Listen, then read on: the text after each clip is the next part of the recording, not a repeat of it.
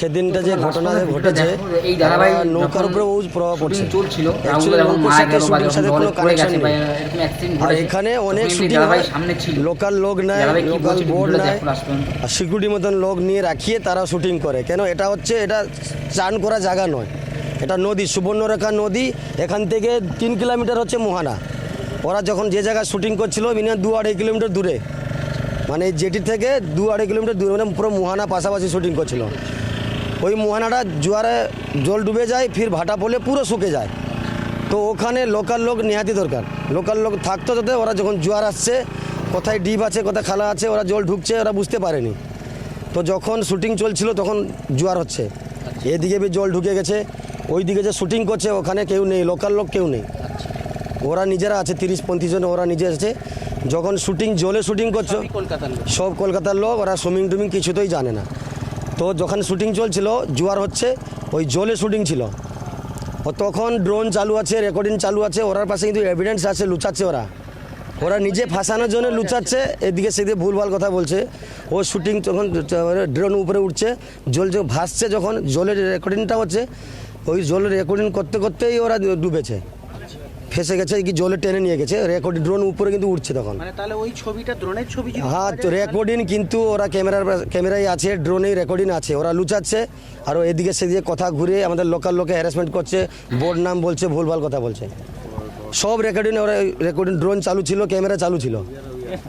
আপনাদের এখানে লোকাল লোকের যদি সাপোর্ট নিত বা পুলিশের মদত, লোকাল লোক পুলিশের পারমিশন নেয়, ওরা ফরেস্টার, অনেক লোক যে এখানে শুটিং করে ফরেস্টারের পারমিশন নেয়, লোকাল লোকের পারমিশন, লোকাল থানায় পারমিশন নেয়, আর লোকাল ছেলেগুলো রাখে 7-8 জন ওরাকে রাখে। কেন এটা এইখুনি শুকিয়ে গেছে, ফির জোয়ার হয়, জোয়ার ভাটা, মানে এখানে শুকিয়ে গেলে 4-5 কিলোমিটার এরিয়া শুকিয়ে যায় পুরো। কি ওরা তো জানে না কখন জোয়ার আসবে, কখন ভাটা আসবে, কোথায় চোরাবালি আছে, কিছু জানে না ওরা। যদি লোকাল সিকিউরিটি থাকতো তাহলে ওরা কোনো প্রবলেম হতোই না। লোকাল গাইড না থাকার জন্য এইভাবে হয়েছে না। এখানে অনেক শুটিং হয়, এই কিছুদিন আগে আইল্যান্ডে বি শুটিং হয়েছে, লোকাল 8-10 লোক ছিল, বোর্ড নিয়েছিল, টোটাল প্রোটেকশন নিয়ে শুটিং করে। হ্যাঁ, এখানে শুটিং বছরে 15-20 বার শুটিংই হয়, তো আজ অবধি কিছু ঘটেনি। কেন লোকাল লোক রেখেই ওরা শুটিং করে, কি এটা মোহানা আর নদী, এটা এখানে কোনো চান করা শুটিং, কোনো লোকাল লোক কি বাইরের লোক এখানে কেউ চান করেই না, চান করা প্লেসই নেই এখানে। তো এই টাইমে জোয়ারের টাইমে ওরা শুটিং করেছে, চান করার শুটিং করেছে, ও শুটিংয়ের সব এভিডেন্স ওই রেকর্ডিংয়ে আছে, সব ওদের পাশে আছে, লুচাচ্ছে। এই জায়গাটা ডুবেছে যেটা নিয়ে অভিযোগ উঠছে, যে যেখানে রাহুল ডুবে গেছিল, মানে সেই জায়গাটা কতটা গভীর? ওটা গভীর বলে তো মিনিমাম ওখানে 10-15 ফিট গভীর হবে।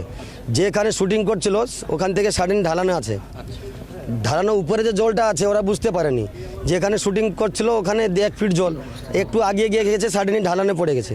তখন জোয়ারে জল ঢুকে আসছে, জানে না, তো জলে টেনে নিয়ে গেছে, তখন বি ওরা বুঝতে পারেন রেকর্ডিং চালু আছে। কিছু টাইম পরে অনেক দূর একটু ভেসে আসার পরে চিৎকার করে, তারপরে লোকাল লোক দূরের থেকে দেখে তারপরে ওখান থেকে গিয়ে উদ্ধার করেছে। কিন্তু বোর্ডের সাথে কোনো কানেকশন না, কোনো লাইফ গার্ড লাইনি, কোনো বোর্ড লাইনি, কোনো লোকাল সিকিউরিটি লাইনি, তাই জন্য এইভাবে ঘটনা ঘটেছে। উদ্ধার করার সময় কথা বলছিলেন কয়েকজন এখানে, অভিনেত্রীকে উদ্ধার করা হয়েছে যে শাড়ি পরে জলে নামালে জলের তেজে আগে শাড়িটাকে ধরবে। আমি একটা সুইমিং কস্টিউম পরে দিয়ে সুইমিং করব, তাহলে এতটা জলের চাপ পড়বে না। ওই শাড়ি পরে যে শুটিংটা হচ্ছিল, জলের তেজে আগে হিরোইন বি গেছে, হিরোই দুজনই গেছে। যে উদ্ধার করতে গেছে ও দুজনকে একসাথে তো তুলতে পারবে না, ওই একটা করে তুলেছে। প্রথম হিরোইনটাকে তার চুল ধরে টেনে যেখানে আটকে দিয়েছে, তারপরে হিরোকে ধরেছে। তো এখন একে ছেড়ে আর একটা ধরতে গেলে তো টাইম লাগবে, তো ওই টাইমে ও জল খেয়ে নিয়েছে। আর ওখানে প্রচুর গভীর, জলের তেজ জন্য বালি আর জল ওটা ওখানে মিশে ওখানে, তাই জন্যে ও জল বালি একসাথে খেয়ে নিয়েছে। হ্যাঁ, প্রথম হিরোইনকে তুলেছে, তারপরে হিরোকে তুলেছে, তারপরে যে কারণে এই ঘটনা ঘটেছে। শাড়ি তো জড়বেই, শাড়ি আর দুজনেই ফেসে গেছে। দুজন একসাথে যেখানে শুটিং হচ্ছে, একজনই ফেসে গেলে আর একজন হাত ধরবে, তো একসাথে দুজন একসাথেই ডুবেছে। আরে যে তুলেছে ও একজন তো পারবে না, হ্যাঁ, একটার পরে একটা তুলেছে, তাই জন্য এই অবস্থা হয়েছে। তো তোমরা ভিডিওটা দেখলে, এই দাদাভাই যখন রাহুলদা যখন ওই জলের চোরাবালির মধ্যে আটকে গেছে, যখন আর কি ডুবে গেছে ওরা, তখন কিন্তু এই দাদাভাই কিন্তু ছিল। যে দাদাভাই কথাগুলো যে বলছে, কথাগুলো একদম বাস্তব কথা। না সেফটির জন্য বোর্ড নিয়েছে, না গায়ে কিছু পড়েছে, না কিছুই নেয়নি। সেফটির জন্য ভাই নিতে হবে ভাই। আমি যদি সমুদ্রে গিয়ে শ্যুট করি, অবশ্যই সেফটি কিছু নিতে হবে। আর এদেরকে কিন্তু বলেছে জলে গিয়ে শ্যুটিং করতে না বলেছে, কিন্তু তাও ডিরেক্টর শ্যুটিংয়ে জানি না কী করেছে, তাও ডিরেক্টর জলের মধ্যে গিয়ে শ্যুটিং করিয়েছে। আর একটুখানি ভুলের জন্য জীবন চলে গেল। কোনো সেফটি নেয়নি, কোনো পারমিশন নেয়নি, কোনো সেফটি কিছু নেয়নি, তো ঘটনাটা ঘটবে এরকম। তো এই দাদাভাই যা বলে দেখেছো, মানে মানে দুজনকে তো বাঁচানো একসাথে সম্ভব নয়। যাও নায়িকাকে মানে চুল ধরে শাড়ি পরে শ্যুট করছিল, এবার শাড়ি এবার পেঁচিয়ে গেছে, জলে সরছিল, জলের মধ্যে পেঁচিয়ে গেছে শাড়ি একদম, ব্যাস। তারপরে দুজনে একসাথে ডুবে গেছে। তারপরে কী করলো, মেয়েটাকে জাস্ট চুল ধরে বের করে আনলো। যখন রাহুলদাকে যখন বের করে এনে সেখান থেকে মানে বাঁচিয়ে আনলো, তখন কিন্তু জ্ঞান ছিল, মানে এতটাই জল খেয়ে নিয়েছে, জলের কারণেই আর কি চলে গেল রাহুলদা। যখন ওই দাদাভাই বলছে যখন আমরা পাড়ে নিয়ে এসেছি তখন কিন্তু জ্ঞান ছিল। সত্যি একটুখানি ভুলের জন্য আজকে এই দুর্দশা।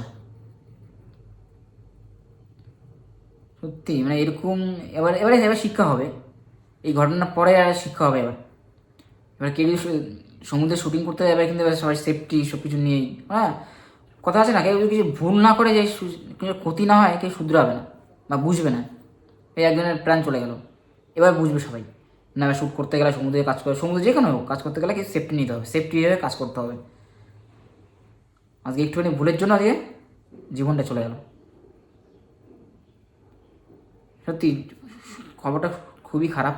আর তোমাদের শুনলে কী করে ওই দুজনকে ওখান থেকে উদ্ধার করলো সবাই, উদ্ধার করার পরেও কোনো কাজ হলো না, একদিন চলে গেল। যাই হোক, ভিডিওটা এই পর্যন্ত। ভিডিওটা যদি ভালো লাগে অবশ্যই লাইক কমেন্ট আর চ্যানেলটা অবশ্যই সাবস্ক্রাইব করো এরকম ভিডিও দেখতে হলে। আর তোমাদের সাথে দেখা হবে নেক্সট ভিডিওতে। টাটা বন্ধুরা, বাই বাই।